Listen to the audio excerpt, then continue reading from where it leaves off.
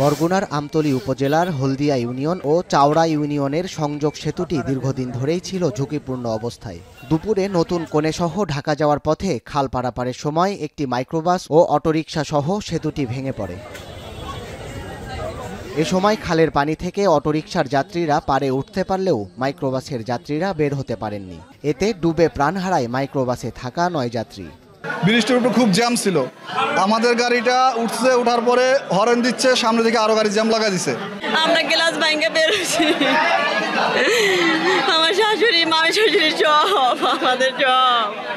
এদিকে খালে ডুবে যাওয়া মাইক্রোবাস ও অটোরিকশাটি এখনও উদ্ধার করা যায়নি। তবে মাইক্রোবাসটি উদ্ধারে অভিযান চালাচ্ছে ফায়ার সার্ভিস। গাড়িটা আমাদের ডুবুরিরা স্ট্রেস করতে পারছেন, অলরেডি আমাদের ডুবুরি উদ্ধার কাজ চলমান আছে এবং রেস্কিউ কাজ চলমান আছে।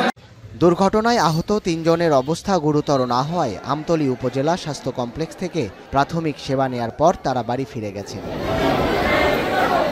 এখন বরগুনা। ওয়ালটন ফ্রিজ কিনে অনেকের মতো আপনিও হয়ে যেতে পারেন মিলেনিয়াল। সেরা পণ্যের সেরা অফার।